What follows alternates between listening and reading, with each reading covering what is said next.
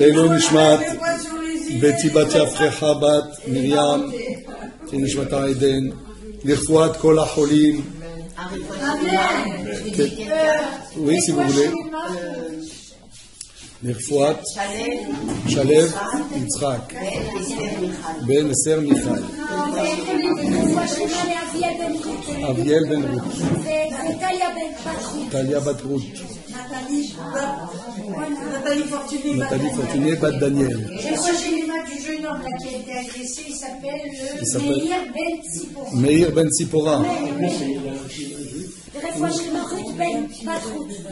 Ruth Bat Ruth. Ruth Bat Daisy.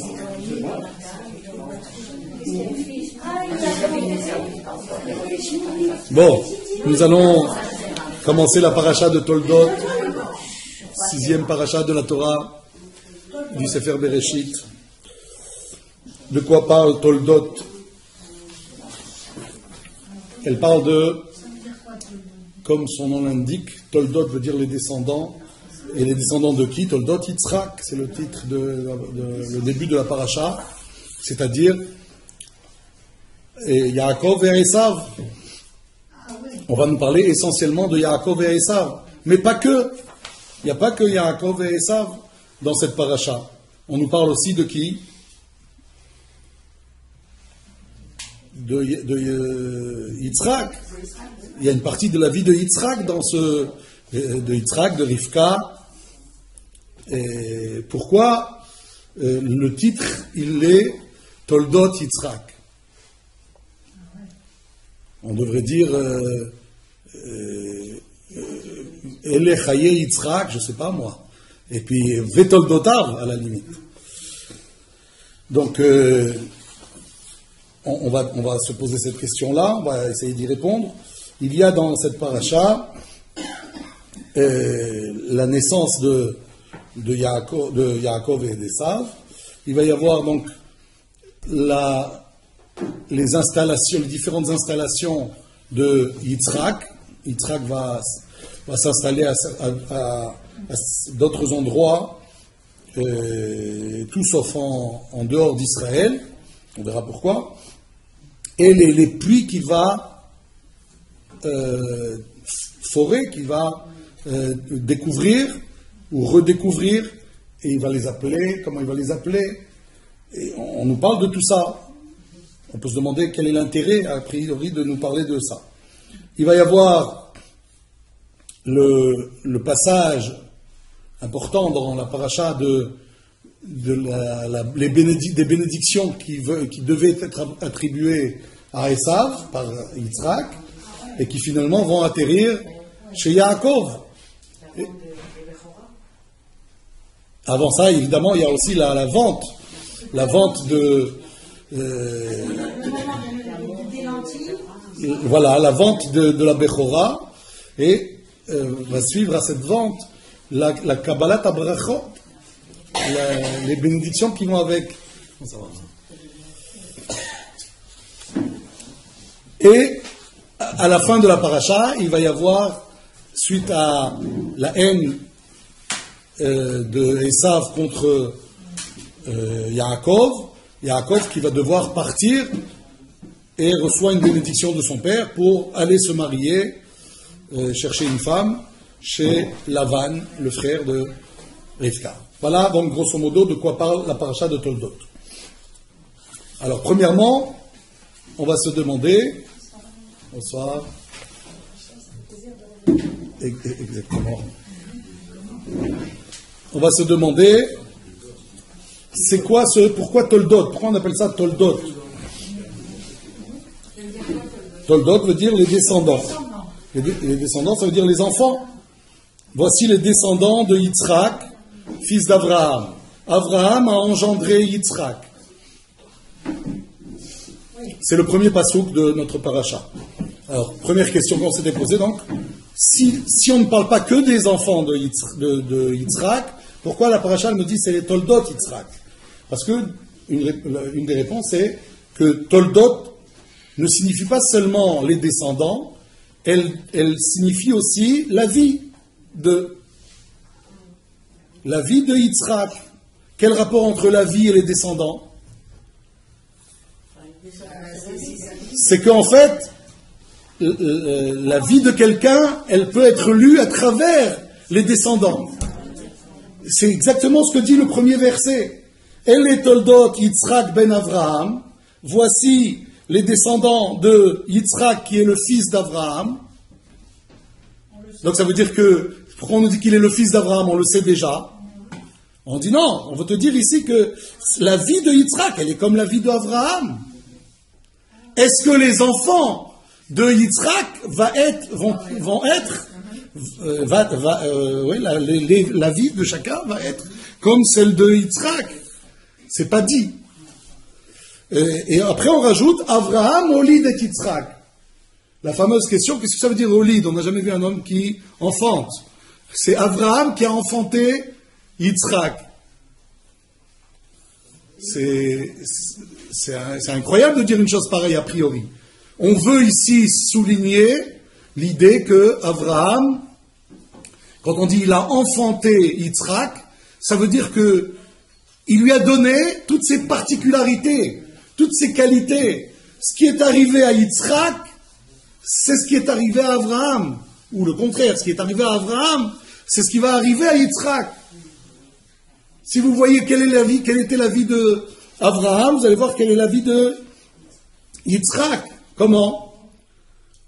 Avraham, il a eu une femme qui est de sa famille. Pareil avec Yitzhak, il va prendre une femme de sa famille. Il va y avoir deux enfants, un enfant qui est mauvais et un enfant qui est bien. Lequel il sort en premier? Le mauvais, il sort en premier. Le deuxième, il sort en deuxième. Comment est-ce que je dis? C'est ça? Et qu'est-ce qu'il y a d'autre? Il va y avoir une famine. Ils vont creuser des puits.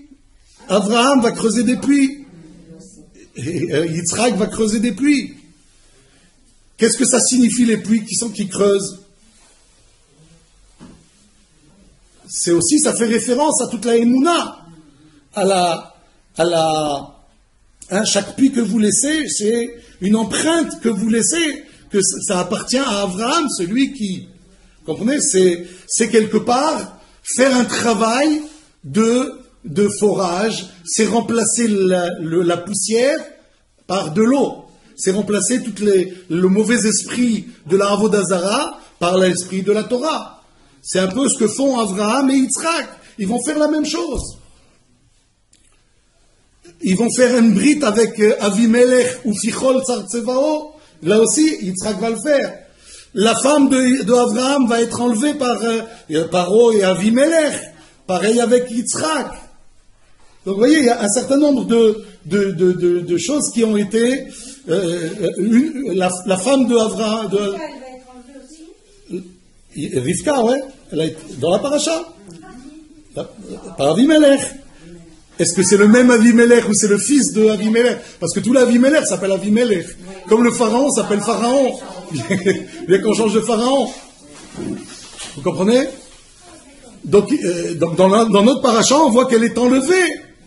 Là aussi. Et donc, qu'est-ce qu'on veut dire par là? Je rajouterai encore un point, c'est Sarah était stérile, Rivka est stérile. Ils vont prier pour avoir un enfant, etc. Donc c'est ça qu'on veut dire. Avraham, Holid et Yitzhak. Il y a une ressemblance dans la vie. Et Toldot veut dire aussi la vie de Yitzhak. Et donc on va nous parler de la vie de Yitzhak. Et la vie de Yitzhak, elle va être essentiellement, marquée par ses descendants. Voilà pourquoi Toldot, ça veut dire et la vie, et en même temps, les descendants, parce que c'est les descendants qui vont faire la bonne vie ou la mauvaise vie que vont avoir Yitzhak et Rivka. Mais il y a aussi l'idée, Mazé Holid, le Baal HaTurim, il dit Holid, c'est la même valeur numérique que le mot Domé. Vous prenez le mot Domé, combien il vaut, et vous prenez le mot Holid, combien il vaut, vous trouvez la même valeur numérique. Qu'est-ce qu'on veut dire par là? Que quand on dit il l'a enfanté, ça veut dire il lui ressemble. Pas seulement dans sa vie, dans sa biographie, mais aussi physiquement. Vous voyez Yitzhak, vous dites, waouh, c'est deux gouttes d'eau avec Abraham. À tel point que, quand on rencontrait Abraham, on confondait. On croyait que c'était Yitzhak parfois. Si c'était les amis de Yitzhak qui rencontraient Abraham, ils disaient, ah Yitzhak, ça va, c'est bien passé, machin, etc. Il dit, non, moi je suis le père. Ah mince, ah, j'ai cru que c'était toi, pardon. Et pareil avec le fils. Donc ils se ressemblaient.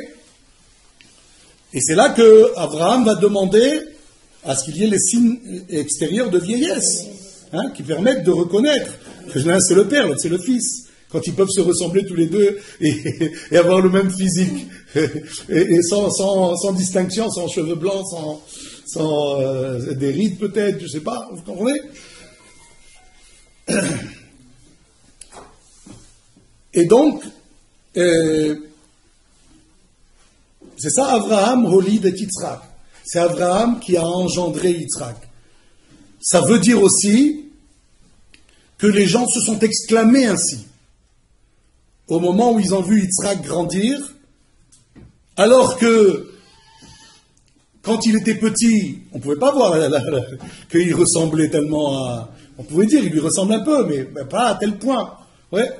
En tout cas, quand on a vu Yitzhak, ceux qui disaient du mal de Abraham, en disant, elle a été capturée, Sarah, par Avimelech, et tout de suite après, elle a eu un enfant. Et donc, va savoir que c'est pas de lui. Et il y avait des rumeurs qui circulaient. Pour faire taire ces rumeurs, Akadosh Baruch Hu a fait quoi? A fait qu'ils se ressemblent comme deux gouttes d'eau. Et donc, quand on dit Abraham, Holid et Yitzhak, on vient pas, c'est pas la Torah qui parle ici. Où la Torah, elle parle en nous disant, vous savez ce que les gens s'exclamaient à cette époque? Abraham, Holid et Yitzhak, il n'y avait pas photo. Tout le monde disait ça. Ah, c'est bien Abraham, ça, c'est clair et net, c'est lui. Donc ça, c'est un premier point qu'on a éclairci. Vayi Yitzhak ben Arba'im Shana bekarto et Rivka. Yitzhak avait 40 ans lorsqu'il a pris Rivka pour femme. Rivka qui était Bat Betuel Arami Mipadan Aram, Achot Lavan Arami lo leisha. Elle qui venait de ce milieu, qui était la fille de Betuel, un rachat, et qui était la sœur de Lavan, dont on en sait déjà quelque chose de la paracha précédente. On sait qu'il était attiré par l'argent, puisque dès qu'il a vu le bracelet de chez Rivka, il a vite couru chez Eliezer. Et il lui a dit, je vais moi te débarrasser, etc. Il voulait fouiller déjà et vérifier s'il y avait de la marchandise, s'il y avait quelque chose d'intéressant à convoiter. Et on va le voir dans la suite, le parachat Vayetse, combien il va être avide d'argent et de ruse. Combien de ruses? Lavan à Arami, on peut lire Ramaï. Et donc, il l'épouse à l'âge de 40 ans. Pourquoi à l'âge de 40 ans? Pourquoi pas plus tôt? On sait bien qu'il faut se marier tôt. Elle était jeune ou elle n'était pas née encore. Et il n'y avait pas de fille qui était... on dit qu'au moment de la Hakeda, Abraham, c'est marqué Acharei Devarim Haele. Qu'est-ce que ça veut dire Acharei Devarim Haele? Elle est née Rivka. On dit après la Hakeda, c'est là que Abraham il a pensé, mais ça se trouve, je devais le sacrifier, et il serait plus de ce monde aujourd'hui, Yitzhak. Et ça se trouve, je lui ai pas donné la possibilité de se marier. Et c'est là qu'il a pensé à ça. Quand il a pensé à ça, on dit c'est là qu'il est né, il a reçu l'information, le télégramme, comme quoi dans sa famille, en Chutz Laaretz, il y avait une naissance d'une fille. Et c'est comme ça qu'il a compris que, tiens, il y a peut-être une possibilité de faire un mariage. C'est ce qu'il va faire dans la paracha précédente. Il va envoyer Eliezer chercher une fille pour son fils. Vayatar Yitzhak L'Hachem lenochach ishto ki akarahi.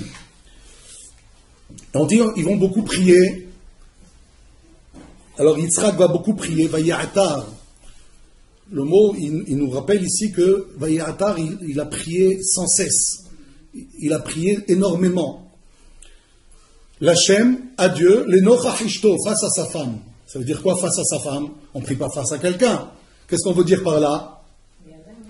Qu'ils étaient les deux à prier, chacun de son côté. Donc l'un face à l'autre, en train de prier.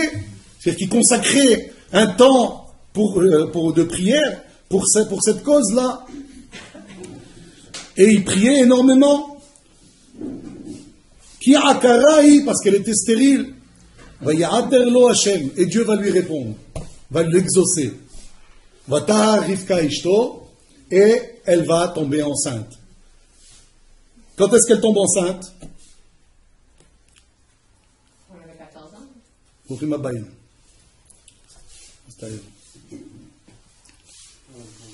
Quand est-ce qu'ils vont naître? Elle avait 14 ans, non? Elle s'est mariée avec elle. Il y a une mahloquette, si elle avait 14 ans, elle avait 3 ans, il a attendu 10 ans, et puis après 10 ans, il a pu l'épouser, et puis il a épousé, et il a attendu encore 10 ans pour prier, pour avoir des enfants. Donc en fait, il avait le verset nous dit que quand ils sont nés, Yitzhak avait 60 ans. S'il s'est marié à 40 ans, et que quand on dit il s'est marié, ça veut dire quoi il s'est marié? Ça veut dire il s'est marié, ils étaient promis. Ça veut pas dire qu'ils ont vécu ensemble. Ça va fiancé, c'est une façon de dire. Et là, donc. Alors il y a une mahloquette. Certains disent qu'elle avait 3 ans. Rashi, il dit qu'elle avait 3 ans. Il y a une autre Déa qui dit qu'elle avait 14 ans. Donc, en fonction de chacun, celui qui dit. Mais on découvre en tout cas ici que la naissance a eu lieu à l'âge de 60 ans pour Yitzhak. Ça veut dire que combien de temps ils ont prié? 20 ans ou minimum 10 ans. Minimum 10 ans. Si on dit qu'il a attendu 10 ans pour se marier avec elle. Ouais. Alors, au moins 10 ans de prière. Ouais. Qu'est-ce qu'on apprend de là? On va voir, bien sûr, il faut prier, Nachon. Nachon, il faut prier. Mais d'abord, pourquoi il y a ça? Et puis,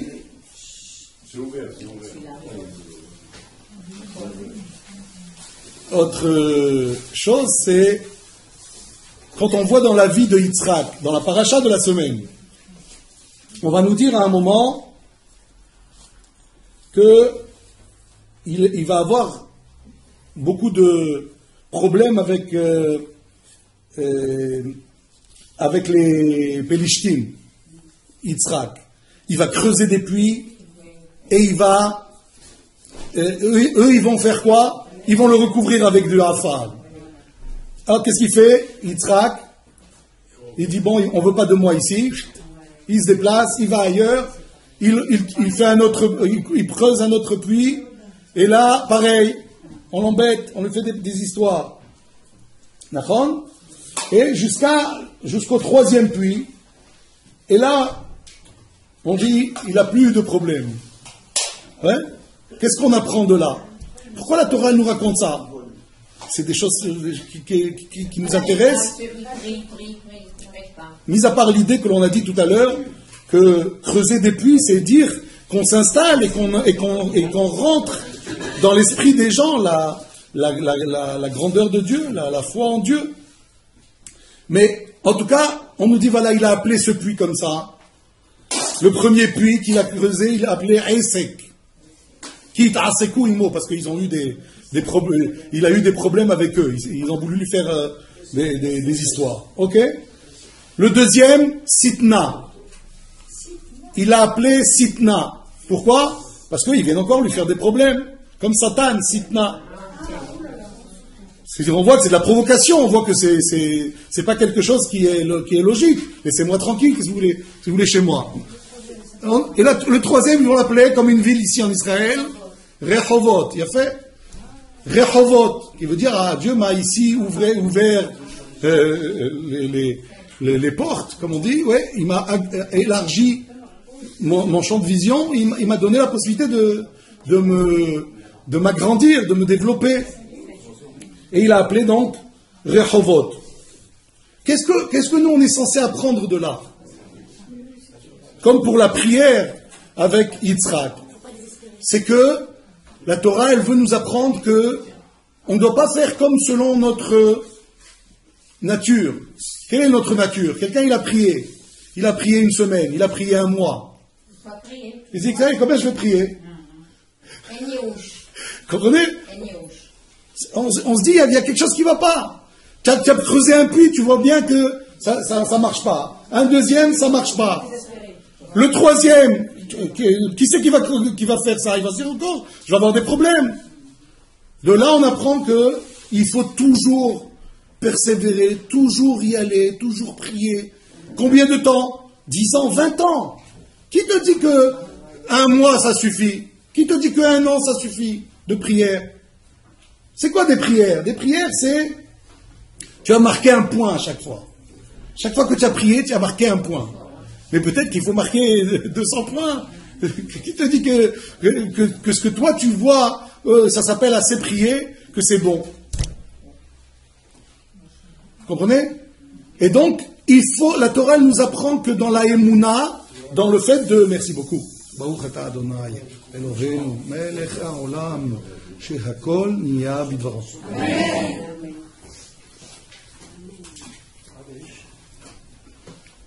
On ne doit pas s'arrêter. On ne doit pas se dire, non, ça suffit, je l'ai fait une fois, je l'ai fait deux fois, tant pis, c'est pas la peine, j'arrête. Et pourtant, on a tendance à être comme ça. On a tendance à lâcher, à dire c'est pas la peine. Puisque c'est comme ça, je lâche. Non. Il faut toujours continuer jusqu'à ce que Akadosh Baruch Hu nous donne. Quand est-ce qu'il nous le donne? Et ça aussi, ça fait partie, si vous voulez, du temps qu'il faut pour prier. C'est quand moi, j'ai compris cette chose-là. Et pour comprendre, ça prend du temps. Pour comment dire, intérioriser ces choses-là, la Emouna, par exemple, le fait de ne pas, de pas céder au désespoir, ouais, ça c'est se construire. Akadosh Baruch Hu, il attend que l'on se construise. Qu'est-ce qui fait que on cède vite? Au bout d'un mois, on dit, ça y est, j'ai prié, combien je vais prier? C'est que tu n'as pas compris que tu peux l'avoir. Tu penses que pour avoir, c'est un mois. Ça veut dire que tu n'es pas prêt. Ça veut dire que tu n'as pas compris encore. Et ça, c'est quelque chose d'important, de savoir se construire, de ne penser que tout vient d'Akadosh Baruch Hu. Et il y a des fois des choses qu'on se dit, non, là, il n'y a plus rien à faire. Quelqu'un, il vient voir des médecins, on lui dit, ça y est, toi, tu as un problème, tu ne peux pas avoir d'enfant. Qu'est-ce que tu veux faire? Tout de suite, tu penses, bon, bien, si on adopte, ça veut dire quoi? Tu as laissé tomber la possibilité de dire, mais si ça dépend de Dieu, rien n'empêche à Dieu de me faire un miracle. Donc moi, je ne suis pas prêt. Pourquoi? Parce que je me suis rabattu sur autre chose. Je me suis dit, bon, ben, puisque ça, je ne peux pas, je vais avoir sûrement sur une autre voie. On dit, ça veut dire que tu es faible. Et Dieu veut que tu sois fort. Comment il fait? Il te donne la possibilité encore de dire, tu n'auras pas. Je ne peux pas te donner maintenant. Si je te donne maintenant, tu ne vas pas te construire. Vous comprenez? Alors, donc, Dieu lui a répondu à lui. Pourquoi il lui a répondu à lui et pas à elle? Sa prière, elle vaut rien. Parce qu'elle vient pas d'une famille. On dit, les grosses prières, c'est lui. Ça ne veut pas dire que sa prière n'a pas été écoutée. Non. Comment est-ce que sa prière a été écoutée, elle? D'où on peut dire maintenant que même Rivka, qui a beaucoup prié, sa prière, elle valait quelque chose. Même si c'était pas pour avoir des enfants, c'était pas sa réponse à elle, c'était pas l'exaucer à elle, c'était l'exaucer à lui. D'accord? Mais alors toute sa prière à elle a servi à quoi? Il y a plein de gens qui vous disent, mais moi j'ai prié, et puis ça a servi à rien.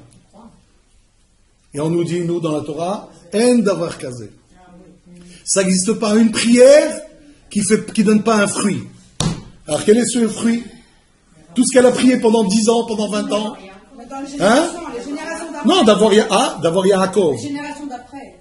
D'avoir Yaakov. Et ça veut dire quoi? Que si elle n'a pas prié, elle aurait eu quoi? Le deuxième, il n'est pas sadique. Mais de toute façon, il devait avoir deux comme ça, non? On va le voir dans la suite que on va le dire tout de suite déjà, puisqu'on a posé la question. Vayomer Hashem la shene goyim bebitnech. Tu as deux nations dans ton ventre. Comment c'est possible ça? Deux nations? Tu as deux nations. Qu'est-ce qu'on veut dire par là? Tu as deux nations. Une fille et un garçon. Différent. Différent, c'est différent, pas nation. Un État. Et après on dit ou shne leumim. Deux peuples. Alors deux peuples, deux nations, ça veut dire quoi ça? Deux peuples, deux nations, ça fait quatre. J'exagère.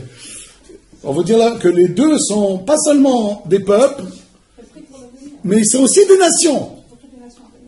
Et qui sont différents, ça aussi on va le voir. Ben alors, qu'est-ce qu'on veut dire par là? Shne goyim. Lama goyim. Ça veut dire que ces deux-là, ça ne sera pas comme ce qu'il y a eu dans l'histoire de l'humanité. Quand il y a des gens qui naissent, ça ne devient pas des nations. Combien de nations il y a dans le monde? 70 nations. Combien il y a de gens dans le monde? Des milliards. Donc on ne peut pas dire que chaque personne qui naît, c'est une nation. Là, c'était déjà dès le départ des nations. C'est-à-dire que de ces deux êtres, il va y avoir des nations. C'est pas seulement des nations, c'est aussi des peuples. Ça veut dire des religions aussi. Voilà, c'est ça que ça veut dire. Des religions aussi. Exactement. Et là-bas, comment c'est écrit chez Negoïm, dans la Torah? Si vous jetez un œil dans l'écriture du Sefer Torah au début, puisque c'est au début que ça... Hein, quand on fait la Hagbara, normalement, peut-être on peut voir ça. Deux Yud, bien fait. Comment on écrit Goïm? Vav, Yud. Et là-bas, c'est écrit Geim. Geim, tu me dis, pour dire Goïm. Donc on me dit, il faut que tu lises Goïm. C'est comme ça qu'on lit. Mais c'est écrit Geim. Qu'est-ce qu'on veut dire? Alors Rashi dit, Shne Geim, il y a deux gens extraordinaires. C'est qui ces deux gens extraordinaires? Rabbi et Antoninus. C'est un exemple que Rashi donne. Rabbi et Antoninus. C'est qui Antoninus? Antonin. Un Romain, c'est un empereur. Marcus, Aurelius, si je ne me trompe pas. Peut-être Marc Aurèle, Antonin. Il est de la famille de Antonin. C'est un Antonin. C'était des lignées. Antonin, je crois que c'est comme ça que ça fonctionne. Hein, chez les Romains, il y a une lignée, les Antonins. Et donc, lui, il s'appelait Marc Aurèle, je crois, ou Marcus Aurelius, je ne sais plus comment ça fonctionne exactement. En tout cas, à cette même époque où il y avait cet empereur, il y avait aussi Rabbi. C'est qui Rabbi? Rabbi Yehuda Hanassi, qui a été le compositeur des Mishnayot. Celui qui a rédigé et composé les Mishnayot, c'est Rabbi. Les Mishnayot, c'est quoi? C'est toute la Torah orale. Quel rapport entre Rabbi et Antonin? Ils étaient amis. Ils étaient riches tous les deux. Et les deux, ils étaient des gens bien. Vous comprenez? Donc ça veut dire quoi? On veut nous dire ici que dans la prière de Rivka, le mal qui vient en fait d'elle, c'est ça qu'elle va dire à un moment, elle va dire la mazé anochi. Quand elle va voir son ventre, c'est la guerre mondiale là-bas, qu'est-ce qu'elle va dire? Elle va dire, ça ne peut être que de moi ça. Mais pourquoi ça m'arrive à moi si je suis avec un tzaddik? Elle pensait qu'il y avait quoi dans le ventre? Un gosse qui était dingue. Il voulait aller à la synagogue et au temple païen. Comment c'est possible? Bon, que le mal il vienne de moi, d'accord, je comprends. Mais le tzaddik, il doit y avoir du bien du tzaddik. Donc comment c'est possible que cet enfant, on va lui dire non, tu as 2 enfants. Un enfant qui est bien, un enfant qui est mauvais. Ah, maintenant il comprend. Et il comprend que le mauvais, c'est de son côté à elle. Mais son mauvais côté, ça a donné quand même un résultat pas complètement mauvais, pas à 100% mauvais. La preuve, c'est que dans les descendants de Esav, il va y avoir Rabbi Akiva, Rabbi Meir. Il va y avoir des grands hommes qui vont sortir de Esav. Ça, c'est la prière de Rivka. Donc, vous comprenez que chaque prière, bien sûr, elle compte. Pour avoir des enfants, ça a été le vœu, les prières de Yitzhak qui ont été exaucées. Mais ça ne veut pas dire que les prières de Rivka étaient nulles et non avenues. Elles ont eu un impact. Déjà même sur Esav. Où est-ce qu'on voit sur Esav? Il n'était pas complètement mauvais, Nachon. Qu'est-ce qu'il faisait de bien? Il respectait son père. Il est resté en Eretz Israël. Il était Mekayem, cette mitzvah. Et on sait bien qu'au moment où Yaakov va être enterré, la tête de Esav va rouler. Comment la tête, elle peut rouler? C'est toute une histoire là-bas. C'est le petit-fils de Yaakov qui a coupé la tête à Esav, et sa tête a roulé jusqu'au Maharat HaMachpelah. Et on dit que la tête, elle est enterrée là-bas. Donc ça veut dire que dans Esav, tout n'est pas à jeter. La tête, elle est bonne, c'est le corps, Ahrof. Le corps, comment on dit? A priori, c'est comme ça. Sauf que, il y a les tendances. Le corps, quand on dit le corps, ça veut dire les tendances, qui est le côté matériel. Mais tout le côté spirituel, il avait du bon côté. La preuve, c'est qu'il étudiait, et il disait à son père, il posait des questions à son père qui lui laissait croire que c'était quelqu'un qui étudiait la Torah aussi. Il n'était pas seulement en train de chasser. Il étudiait aussi la Torah. Donc il avait une bonne tête, sauf que il était tellement attiré par les ta'avot, les passions, qu'il se laissait entraîner. Je reviens au pasuk. Vayitrotsetsu abanim bekirba.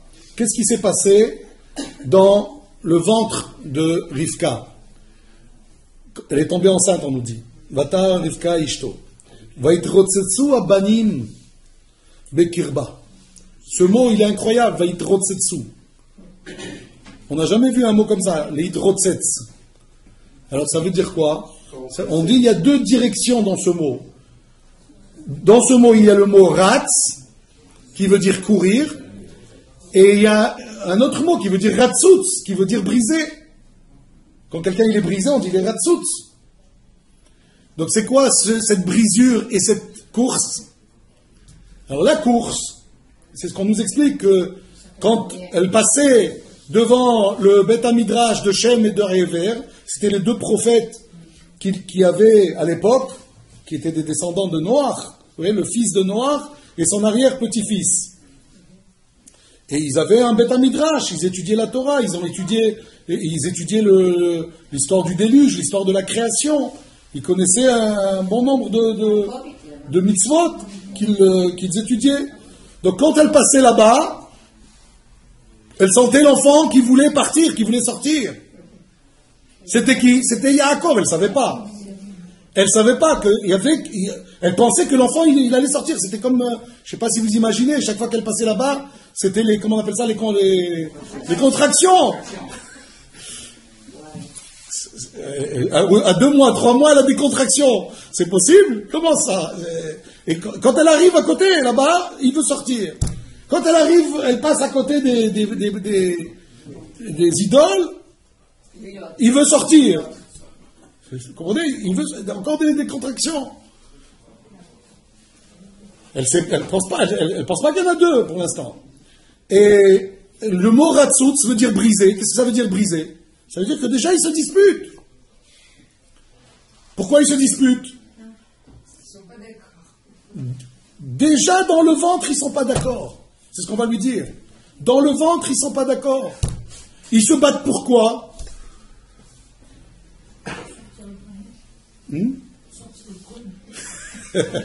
Oui, vous sortir le premier, effectivement. Pour se partager les deux mondes. Qu'est-ce que vous comprenez quand on dit pour se partager les deux mondes? Celui d'ici et celui d'en haut. Alors si c'est celui d'ici et celui d'en haut, qui prend celui d'en bas, qui prend celui d'en haut? Et ça, vous voulez celui d'ici. Et ça, vous voulez celui d'en haut ou celui d'en bas? Vous voulez celui d'en bas. Et Yaakov, vous voulez celui d'en haut? Alors pourquoi ils se battent? Pourquoi ils se battent? En fait, les deux voulaient les deux. Les deux voulaient les deux. C'est pour ça qu'ils se battent. Pourquoi ils veulent les deux, tous les deux?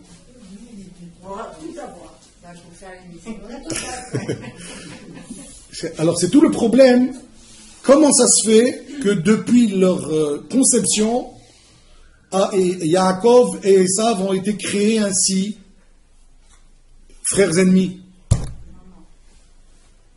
Pourquoi? Pourquoi Kadosh Baruch Hu a donné une telle conception? Ça aurait été très facile. Qu'est-ce qui aurait été facile? C'était trop facile.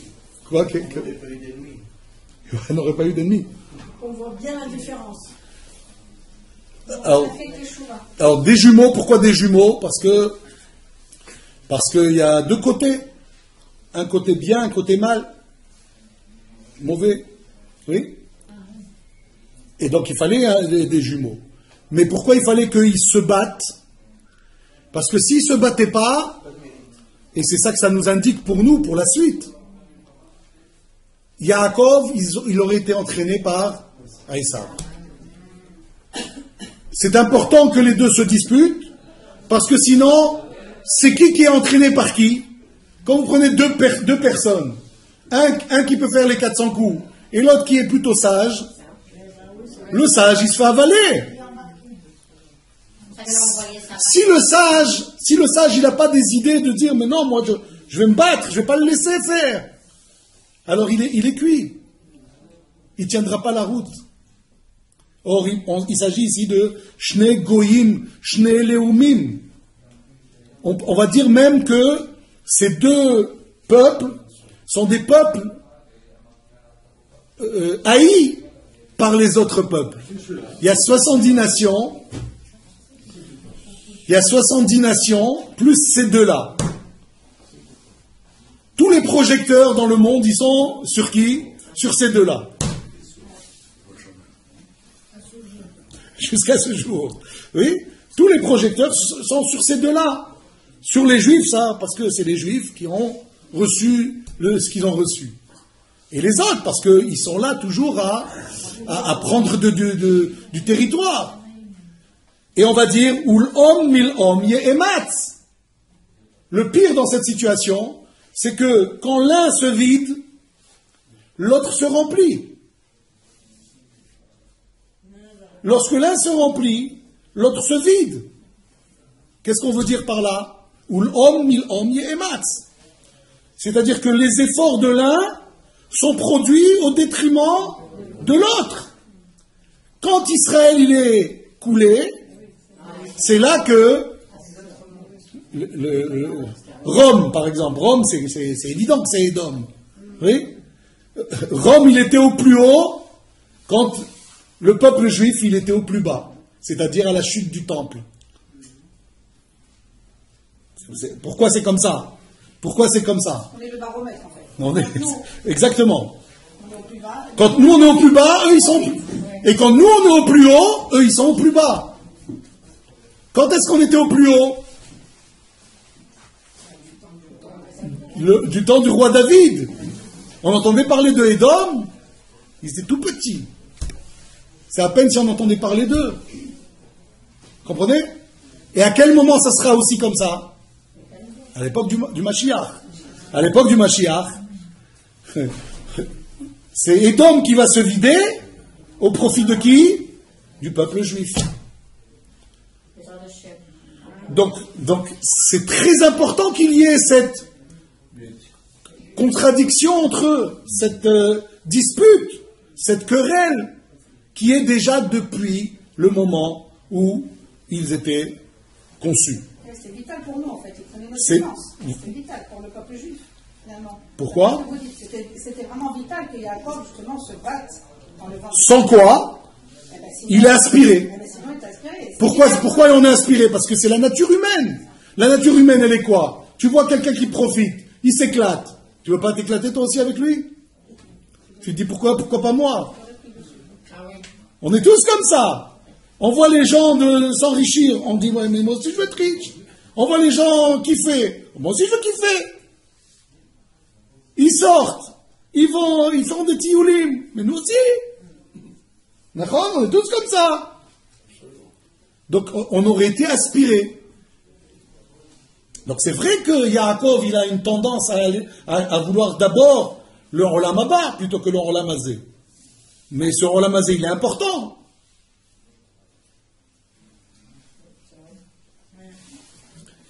Donc on va dire comme ça, Vaitrotsetsu abanim bekirba. C'était la guerre à l'intérieur.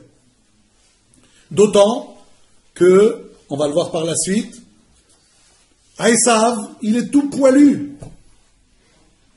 C'est une boule de poil.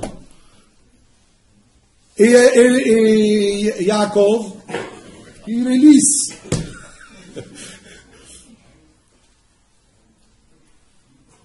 C'est le truand et la police. Donc, c'est pourquoi je dis ça? Parce que c'était un enfer. Pour qui? Pour Yaakov. Pour Yaakov, c'est un enfer de supporter les poils de son frère. Comprenez? Vaïtrotsetsu abanim bekirba. Vatomer imken. Et elle dit, si c'est ainsi, lamazé anochi. Qu'est-ce que ça veut dire ça?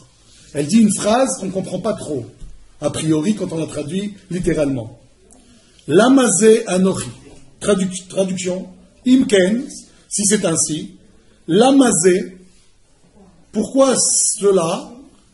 Pourquoi cela? Zé, c'est celui-là. Pourquoi celui-là? Anochi, moi. On ne comprend pas ce qu'elle veut dire. D'accord?